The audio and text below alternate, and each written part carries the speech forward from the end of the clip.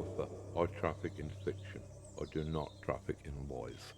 Although I'll admit that the distinction is a nice one and perhaps not easy for the layman to make. With fiction, with art, with writing, it's important that even if you're dealing with areas of complete outrageous fantasy, that there is an emotional resonance. It is important that a story ring true upon a human level, even if it never happened.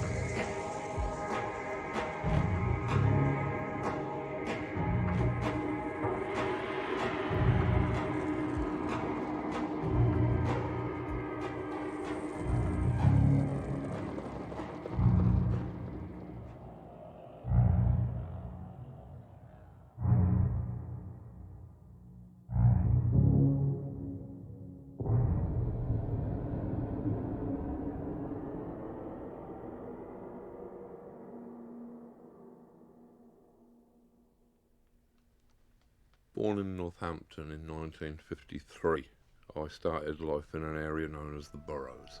This was the oldest area of Northampton and also the poorest.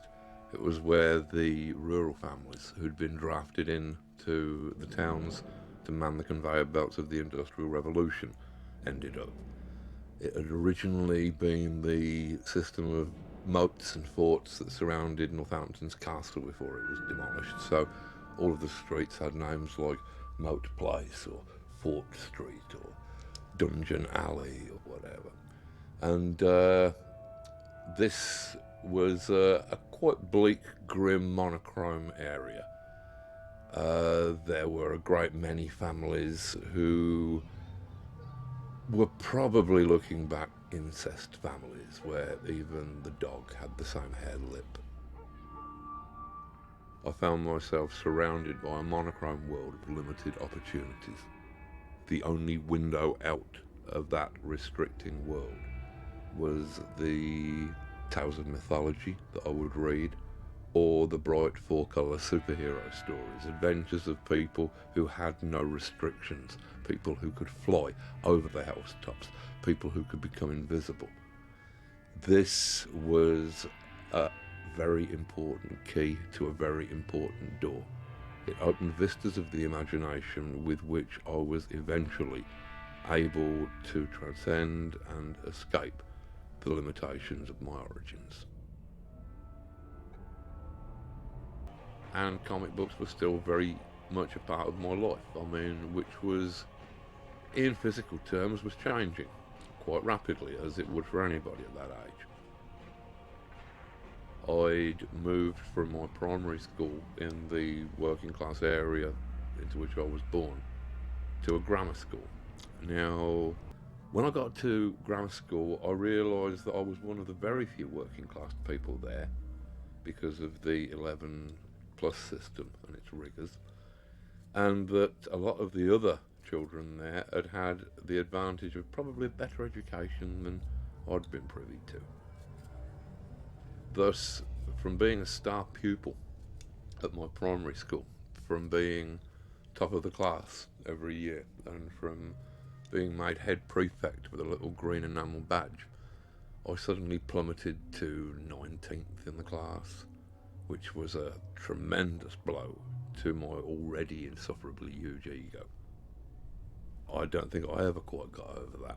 Certainly by the next term I was 25th in the class. I think for the next couple of years I was second from bottom. I'd finally come to the realisation that I was not going to cut it in the kind of academic world that was spread out in front of me. I decided, pretty typically for me, that if I couldn't win, then I wasn't going to play. I was always one of those sulky children who sort of couldn't stand to lose at Monopoly, Cluedo, anything. So I decided that I really wanted no more of the struggle for academic supremacy or anything of that nature.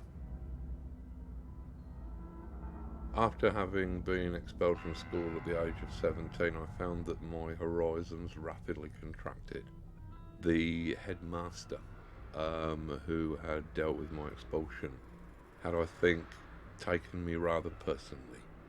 He had written to all of the colleges and schools that I might have thought of applying to, and told them that they should under no circumstances accept me as a pupil because this would be a corrupting influence upon the morals of the other students. I believe that he did at one point in the letter refer to me as sociopathic, which I think was rather harsh. The same thing applied with jobs. Any job that I was applying for meant that I would need a reference from the school, and the references I was getting from the school were kind of the antimatter equivalent of references. Thus, the only jobs that I could get were ones that just didn't give a damn who they employed. So I found myself working at a skinning yard and tannery at the bottom of Bedford Road in Northampton, which was probably one of the bleakest places that I've ever encountered, where you would turn up at 7:30 in the morning and drag huge, heavy, dripping sheepskins out of vats of mingled blood, urine, water and excrement. That the only relief from this was the concentration camp humour of throwing chopped off testicles at each other as a break to the monotony. And it was indeed monotonous. I was expelled from that job after a couple of weeks for smoking dope in the mess room, which really wasn't improving my career curve any. The next job I was able to get was that of a toilet cleaner at a hotel, and it more or less went downhill from there until I finally ended up as a comics writer.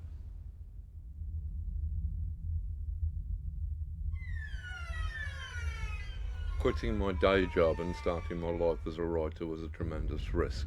It was a fool's leap, a shot in the dark. But anything of any value in our lives, whether that be a career, a work of art, a relationship, will always start with such a leap.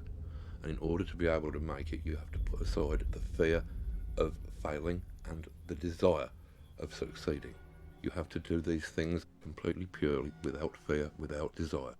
Because things that we do without lust of result are the purest actions that we shall ever take. This had landed me a couple of early jobs at places like 2000 AD and the British Doctor Who Monthly and Weekly that were published around that time. I learnt my craft doing very short stories, 3 or 4 pages each, which is an excellent way to learn writing of any sort. Progressed to doing a couple of series where I'd got a little more say in the nature of the material and was able to take more chances, to be a bit more experimental. And these started to win awards in Britain, which impressed the Americans no end. And so they brain drained me to America and set me to work working on DC Comics' Swamp Thing title, which caused a bit of a stir and at least made DC trust me enough to give me other projects, again allowing me more or less to write whatever I felt like writing. This led to Watchmen in the middle 80s, and that was one of the books that was responsible for the ridiculous blizzard of publicity that comic books, or graphic novels as somebody in a marketing department had decided by then that they should be called, became popular. I got into the swing of my writing career in the very early 1980s, which was a very overcast time politically. Most of the liberal world was watching in horror the inexorable rise of the Reagan-Thatcher right-wing fuck-buddy coalition.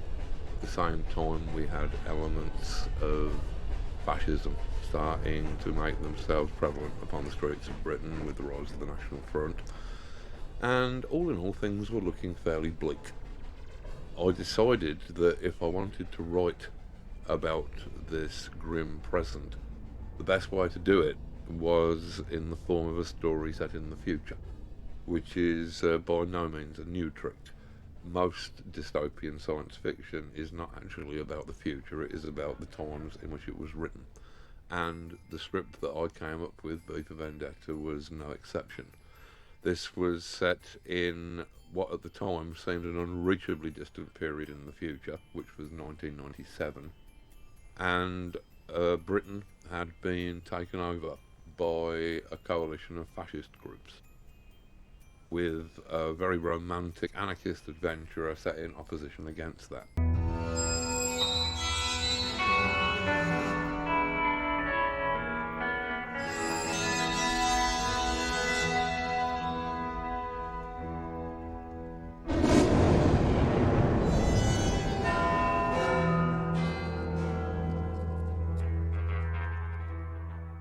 Watchmen also grew out of the politically shadowy landscape of the 1980s, when the Cold War was probably at its hottest in 20 or 30 years, and when nuclear destruction suddenly seemed a very real possibility. Watchmen used the cliches of the superhero format to try and discuss notions of power and responsibility in an increasingly complex world. I think there were probably quite a few things about Watchmen which chimed well with the times, but to me perhaps the most important was the actual storytelling, where the world that was presented didn't really hang together in terms of linear cause and effect, but was instead seen as some massively complex simultaneous event with connections made of coincidence and synchronicity. And I think that it was this worldview, if anything, that resonated with an audience that had realised that their previous view of the world was not adequate for the complexities of this scary and shadowy new world that we were entering into. I think that Watchmen, if it offered anything, offered new possibilities as to how we perceive the environment surrounding us and the interactions and relationships of the people within it.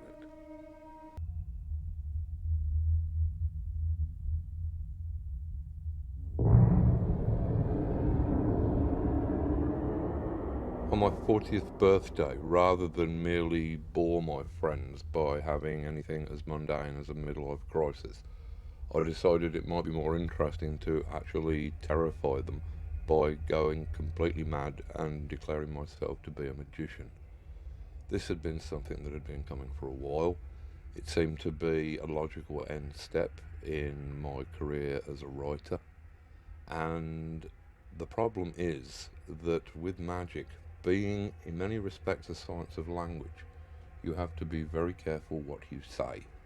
Because if you suddenly declare yourself to be a magician without any knowledge of what that entails, then one day you are likely to wake up and to discover that that is exactly what you are. There is some confusion as to what magic actually is. I think that this can be cleared up if you just look at the very earliest descriptions of magic. Magic, in its earliest form, is often referred to as the art. I believe that this is completely literal. I believe that magic is art, and that art, whether that be writing, music, sculpture, or any other form, is literally magic. Art is, like magic, the science of manipulating symbols, words or images, to achieve changes in consciousness. The very language of magic seems to be talking as much about writing or art as it is about supernatural events. A grimoire, for example, the Book of Spells, is simply a fancy way of saying grammar. Indeed, to cast a spell is simply to spell, to manipulate words, to change people's consciousness. And I believe that this is why an artist or writer is the closest thing in the contemporary world that you are likely to see to a shaman.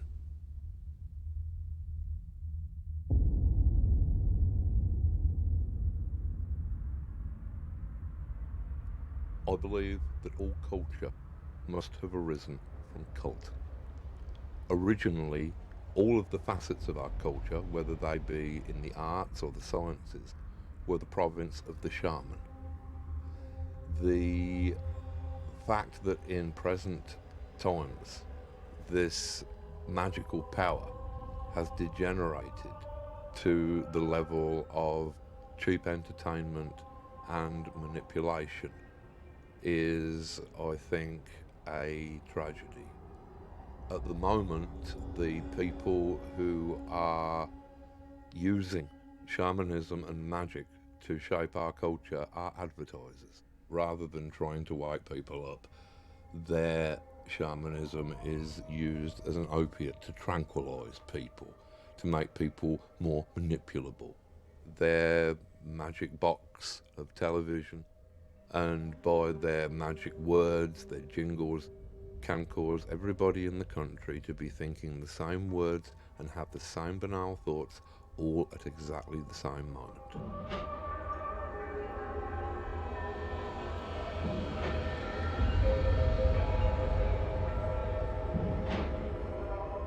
In all of magic, there is an incredibly large linguistic component. In latter times, I think that artists and writers have allowed themselves to be sold down the river. They have accepted the prevailing belief that art and writing are merely forms of entertainment. They're not seen as transformative forces that can change a human being, that can change a society.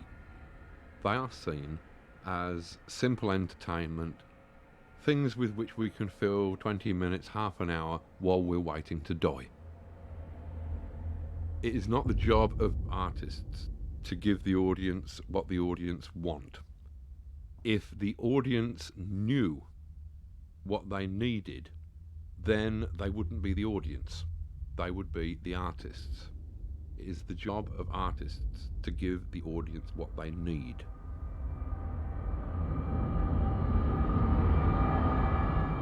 My career as a magician continues to evolve.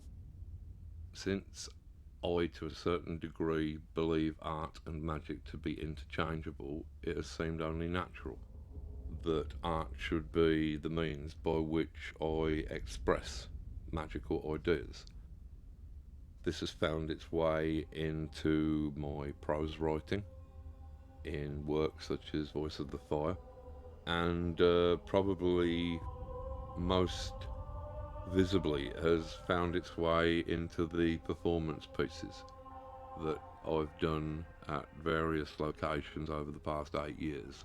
Beautiful little psychedelic artifacts in their own right, which actually capture the kind of narrative journey that we've tried to take the readers on as part of these performances, to overwhelm the sensibilities of the audience, to tip them over into a kind of psychedelic state where we can hopefully actually change their consciousness and direct it to different places, different levels, hopefully into new and hopefully magical spaces.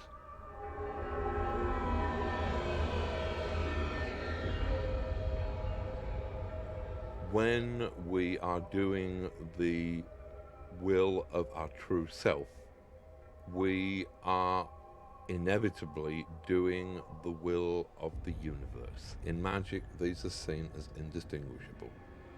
That every human soul is in fact one human soul. It is the soul of the universe itself, And as long as you are doing the will of the universe, then it is impossible to do anything wrong.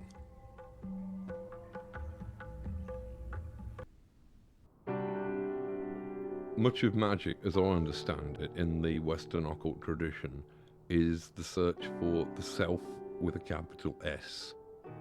This is understood as being the great work, as being the gold that alchemists sought, as being the will, the soul, the thing that we have inside us that is behind the intellect, the body, the dreams, the inner dynamo of us, if you like. Now, this is the single most important thing that we can ever attain, the knowledge of our own self. And yet there are a frightening amount of people who seem to have the urge not just to ignore the self, but actually seem to have the urge to obliterate themselves.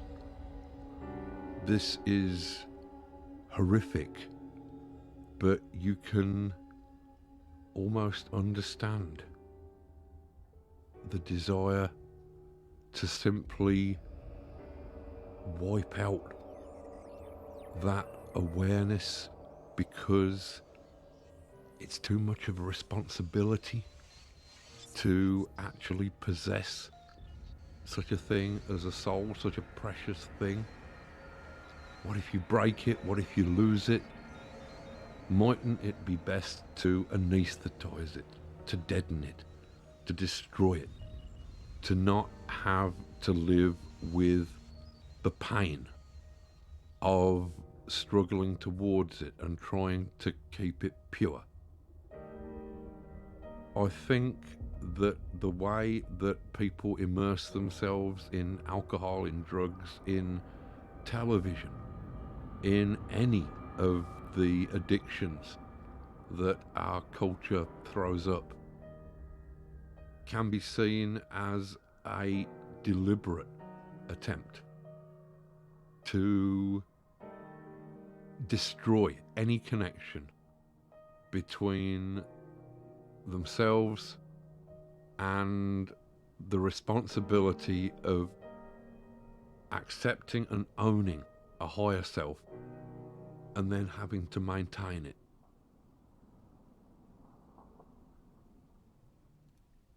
Back when I was doing Swamp Thing, which was ostensibly a horror comic, I found that it wasn't really effective to just sort of swamp the readers in horror every issue. You needed to do other things that would alleviate the repetitive qualities of the horror and to make it more than a one-note strip. One of the things that I did was a strip in which we explored the erotic possibilities of Swamp Thing. I figured that if you could fill comic book after comic book every month with fights, then surely you should be able to fill at least one comic book with a sexual act. Surely that was as interesting as a fight was. The book was very well received, and it led to me thinking seriously about the possibilities of erotica, or as I prefer to call it, pornography, because I think that the difference between the two words is largely dependent upon the income bracket of the reader.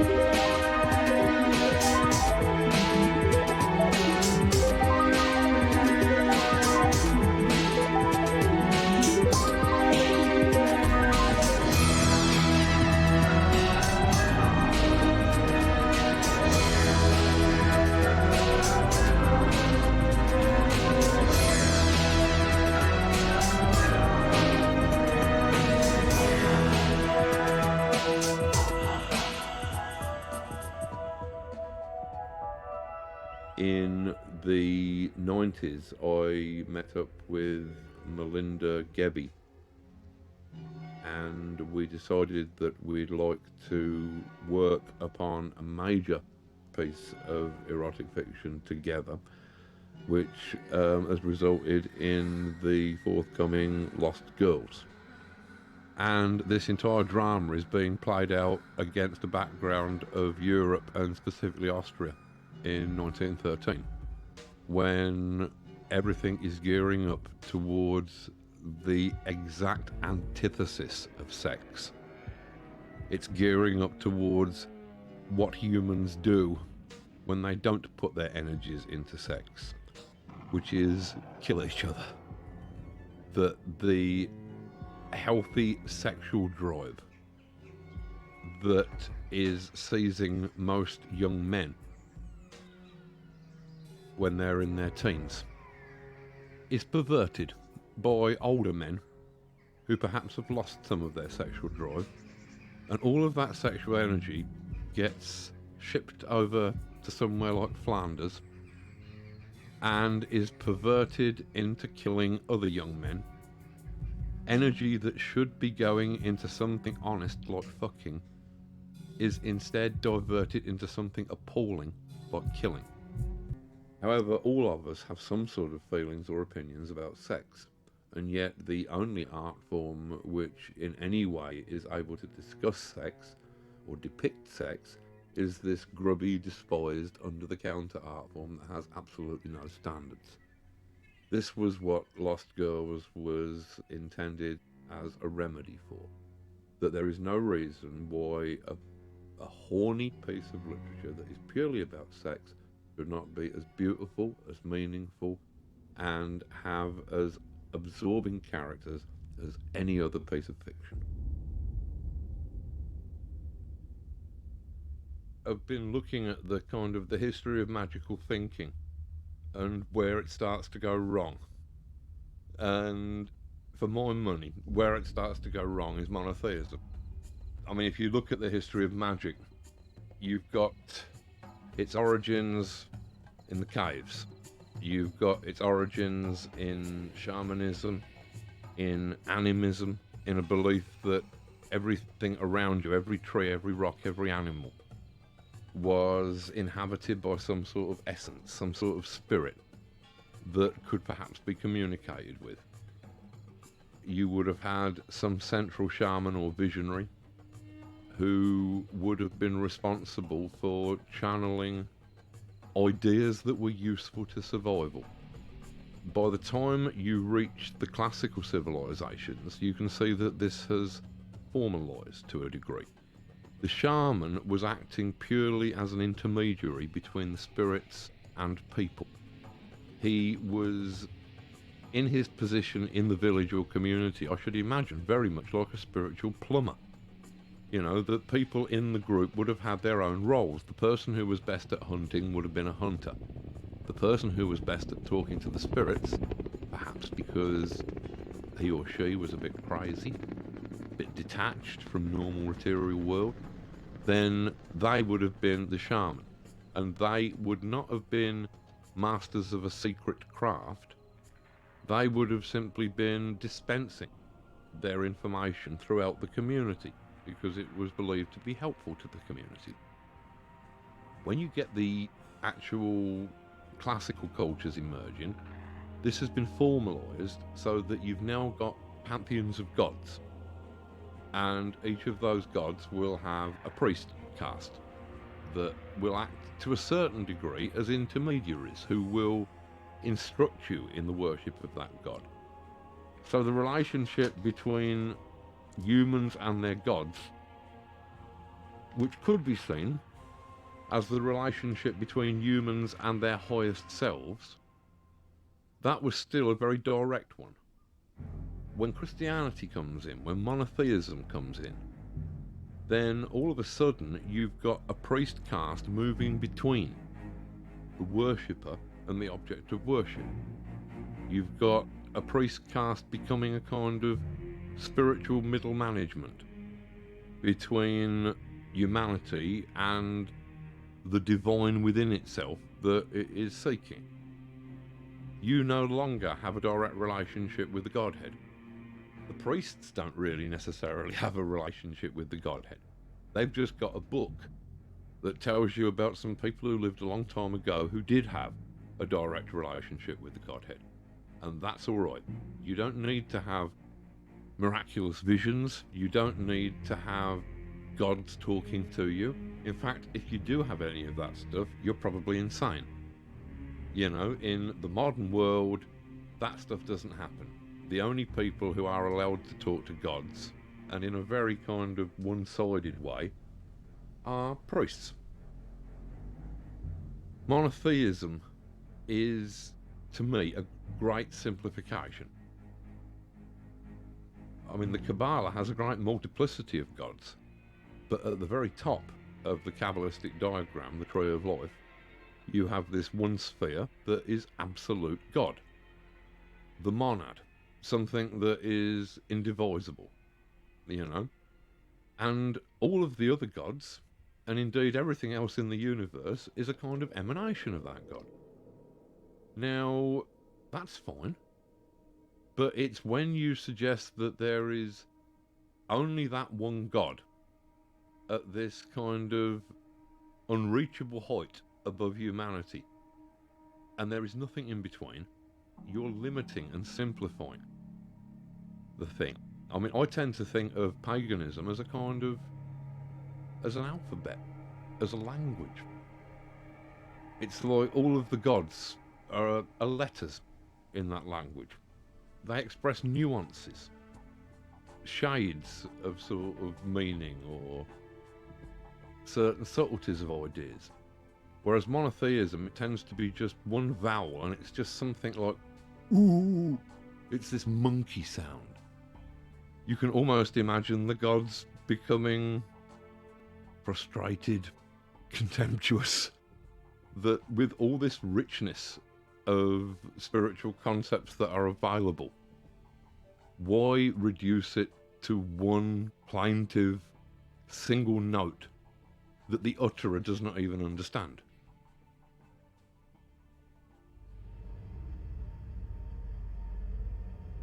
The alchemists had two components to their philosophy. These were the principles of solve and coagula. Solve was basically the equivalent of analysis. It was taking things apart to see how they worked. Coagula was basically synthesis. It was trying to put the disassembled pieces back together so that they worked more efficiently.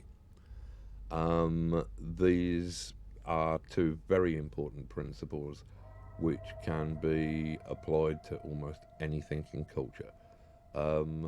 There has recently, in literature, for example, been a wave of postmodernism, deconstructionism. This is solve.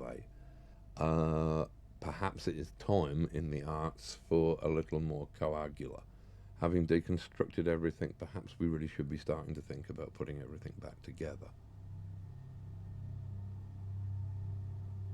Spiritualism was the natural state of human thinking up until the Renaissance and the subsequent age of reason that grew out of it. Our original way of seeing the world was as a place entirely inhabited by spirits, where everything had its indwelling essence, where everything was in some sense sacred, including ourselves. The age of reason changed all that. While it's inarguable that reason brought many great benefits and was a very necessary stage of our development, unfortunately this led to materialism, where the physical material world was seen as the be-all and end-all of existence, where inevitably we were seen as creatures that had no spiritual dimension, that had no souls, living in a soulless universe of dead matter. In the mid-1980s, I was asked by an American legal institution known as the Christic Institute to compile a comic book which would detail the murky history of the CIA from the end of the Second World War to the present day. covering things such as the heroin smuggling during the Vietnam War, the cocaine smuggling during the war in Central America, the Kennedy assassination, and other highlights. What I learned during the frankly horrifying research that I had to slog through to accomplish this was that yes, there is a conspiracy. In fact, there are a great number of conspiracies that are all tripping each other up, and all of those conspiracies are run by paranoid fantasists and ham-fisted clowns. If you are on a list targeted by the CIA, you really have nothing to worry about. If, however, you have a name similar to somebody on a list targeted by the CIA, then you are dead. The main thing that I learned about conspiracy theory is that conspiracy theorists actually believe in a conspiracy because that is more comforting. The truth of the world is that it is chaotic. The truth is that it is not the Jewish banking conspiracy or the grey aliens or the 12-foot reptiloids from another dimension that are in control. The truth is far more frightening. Nobody is in control. The world is rudderless.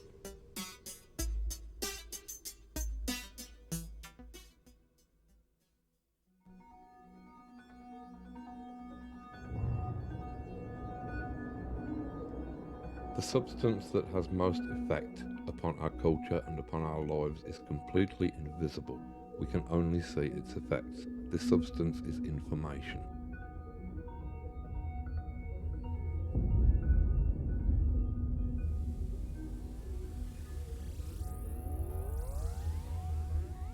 Science started out as an offshoot of magic.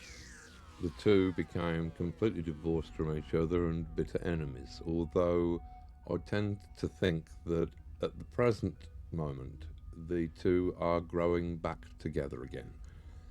I was reading recently that people at the cutting edge of quantum physics believe that information is a super weird substance, to quote the actual phraseology, which underlies everything in the universe, which is more fundamental than gravity or electromagnetism or the two nuclear forces. This would tend to suggest that our entire physical universe is the secondary byproduct of a primal information, or, to put it in more magically acceptable terms, in the beginning there was the Word.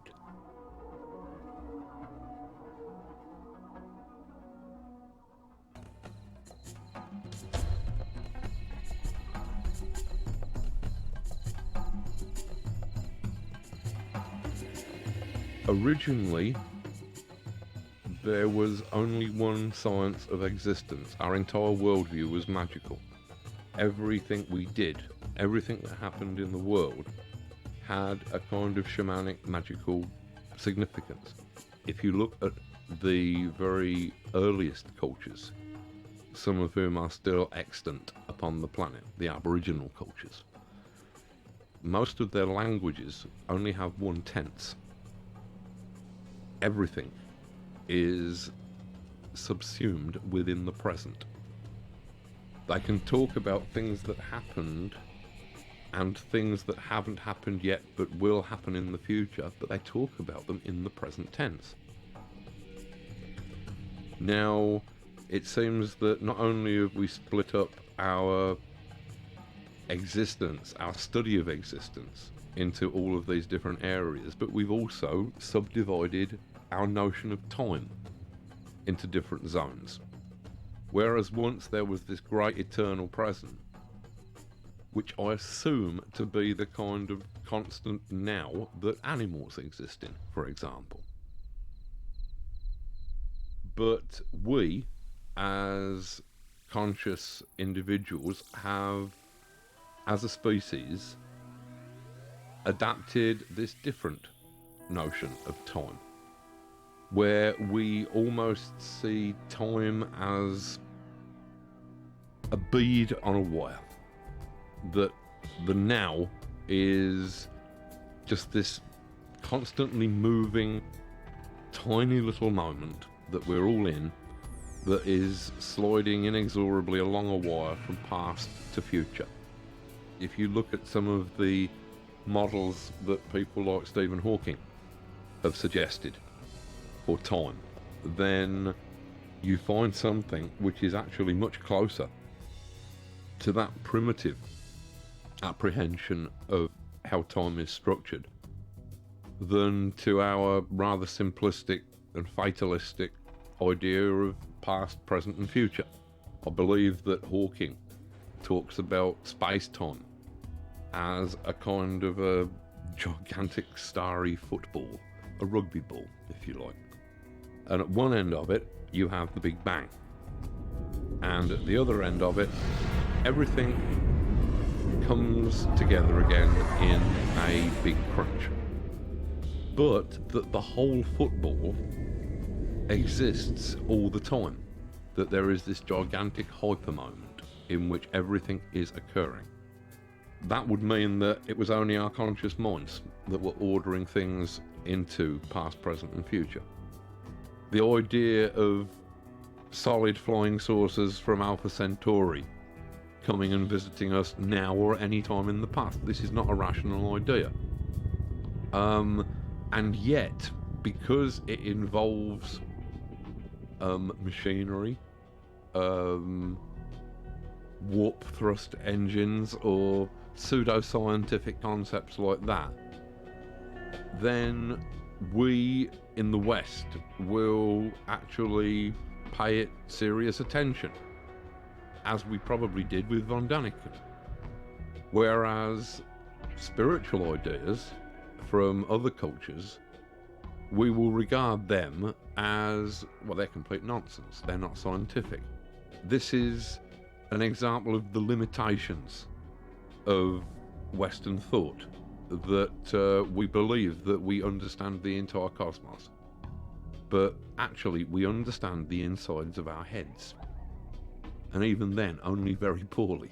Was it Niels Bohr, the physicist, who in his Copenhagen interpretation of quantum physics said that when we talk about or describe remote events, whether that be in the furthest stars or in the smallest and most remote quanta, that all we can ever truly be doing is talking about ourselves and our own processes. That all we see is our perceptions. We mistake that for reality.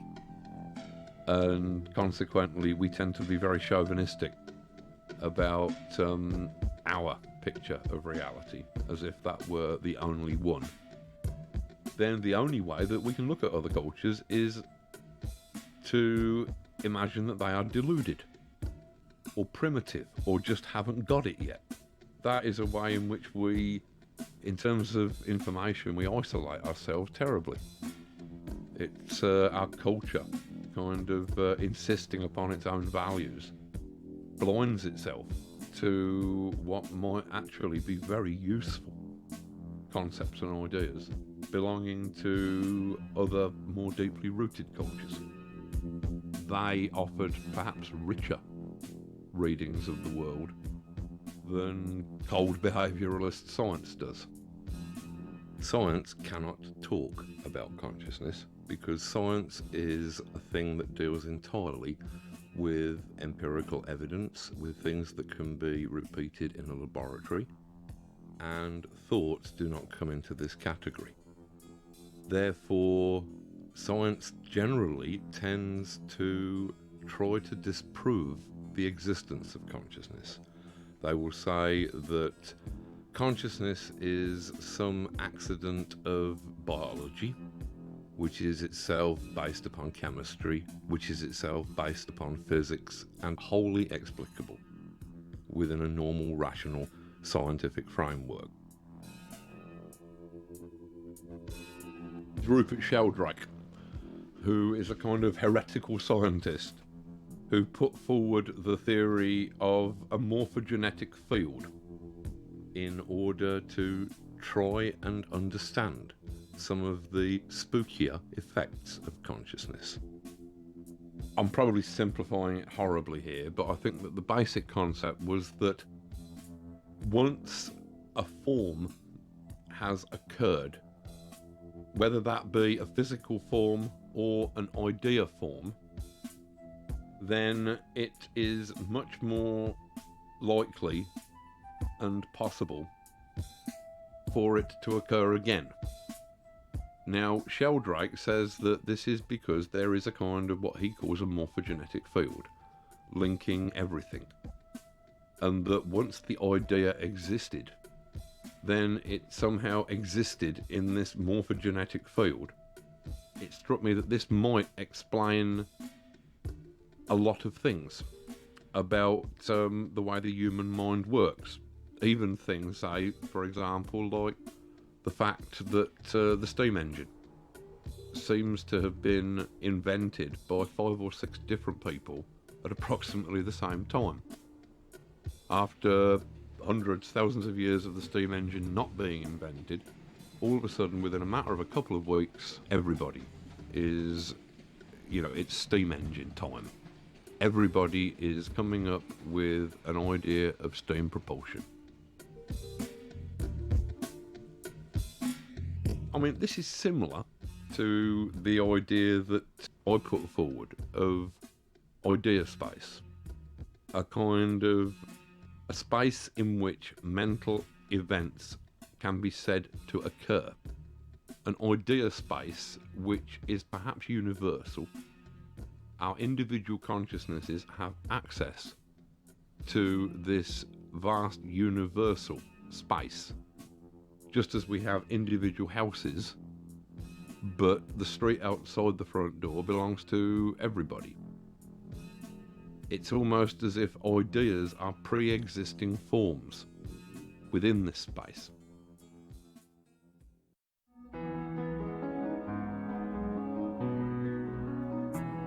As human beings, we inhabit 2 distinct and separate worlds, 2 landscapes.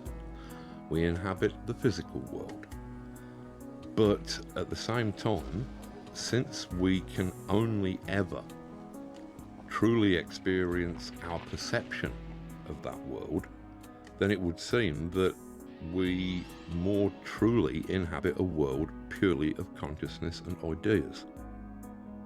It strikes me that the land masses that might exist in this mind space would be composed entirely of ideas, of concepts.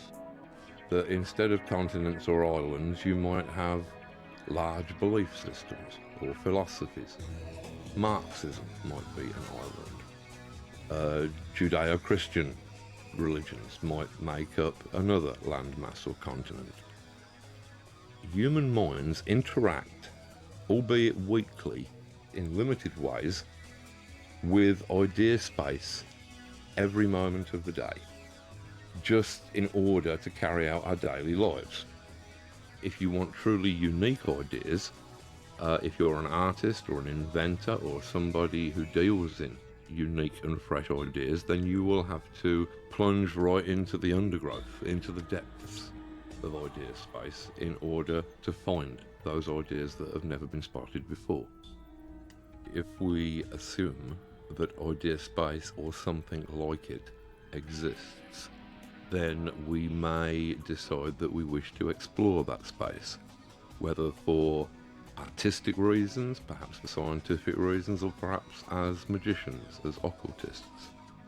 Now, if we're going to venture into this hypothetical and more or less entirely unknown territory, it would seem to only make sense that we should try and track down route maps that may have been made by previous explorers. Now, when you're talking about the territory of the mind and perhaps the spirit, the only route maps available are magic systems from antiquity. You're talking about systems like the Kabbalah, with its map of every conceivable human state. You're talking about systems like tarot, a pantheon of archetypal images that provide the cartography for a map of the human condition.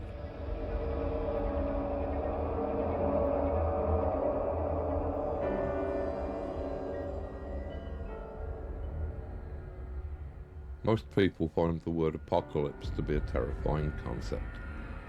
Checked in the dictionary, it means only revelation, although obviously it has also come to mean end of the world. As to what the end of the world means, I would say that that probably depends upon what we mean by world.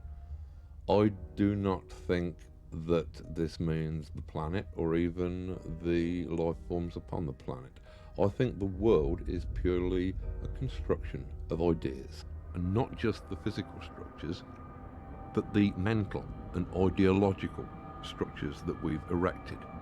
That is what I would call the world. Our political structures, philosophical structures, ideological frameworks, economies, these are actually imaginary things. And yet, that is the framework that we have built our entire world upon. It strikes me that a strong enough wave of information could completely overturn and destroy all of that.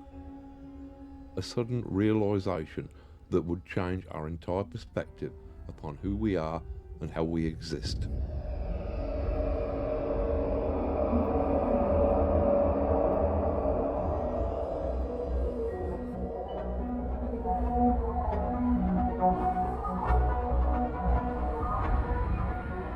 History is a heat. It is the heat of accumulated information and accumulated complexity. As our culture progresses, we find that we gather more and more information and that we slowly start to move almost from a fluid to a vaporous state as we approach the ultimate complexity of a social boiling point. I believe that our culture is turning to steam.